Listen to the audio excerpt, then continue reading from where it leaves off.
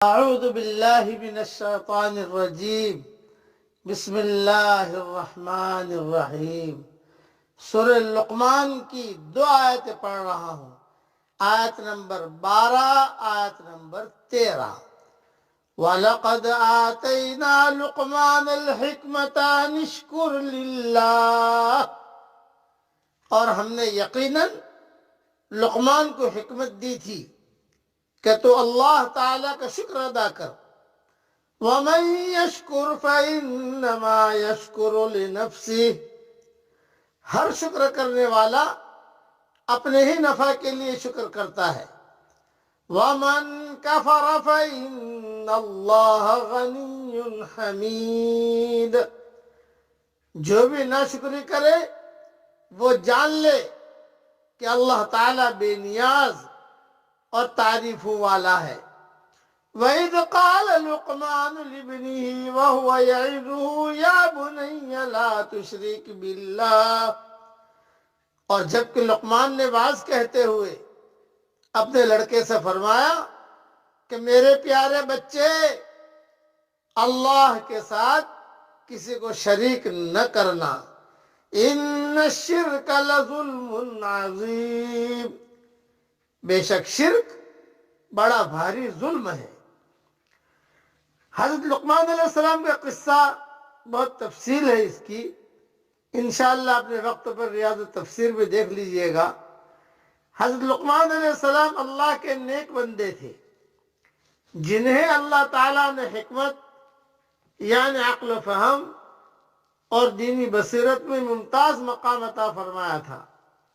ان سے کسی نے پوچھا تمہیں فہم و شعور کس طرح حاصل ہوا؟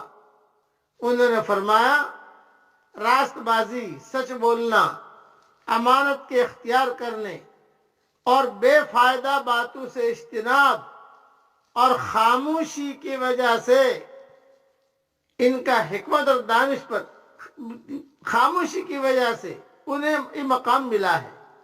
خاموش رہنے والا بھی اس مقام تک پہنچتا ہے، زیادہ بڑبڑ کرنے والا، بولنے والا یہ پھنس جاتا ہے۔ ان کا حکمت اور دانش پر مبنی قصہ یہ بھی مشہور ہے کہ یہ غلام تھے، ان کے آقا نے کہا کہ بکری ذبح کر کے اس کے سب سے بہترین 2 حصے لاؤ، چنانچہ وہ زبان اور دل نکال کر لے گئے۔ ایک دوسرے موقع پر آقا نے ان سے کہا کہ بکری ذبح کر کے اس کے سب سے بدترین حصے لاؤ، وہ پھر وہی زبان اور دل لے کر چلے گئے۔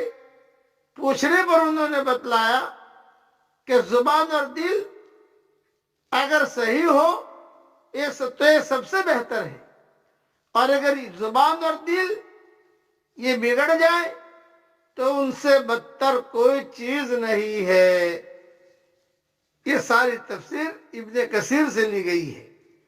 شکر کا مطلب ہے اللہ کی نعمتوں پر اس کے حمد و ثنا اور اس کے احکام کی فرما برداری کرنا۔ دوسری بات، اللہ تعالیٰ نے حضرت لقمان علیہ السلام کی سب سے پہلی وصیت یہ نقل فرمائی ہے کہ انہوں نے اپنے بیٹے کو شرک سے منع فرمایا، جس سے یہ واضح ہوا کہ والدین کے لیے ضروری ہے کہ وہ اپنی اولاد کو شرک سے بچانے کی سب سے زیادہ کوشش کریں، اور اسی طریقے پر آدمی خاموش رہے، سچ بولے، امانتداری کے ساتھ چلے تو اللہ تعالیٰ اس پر حکمت اور علوم کے فیضان و دروازے اللہ تعالیٰ کھولتا ہے۔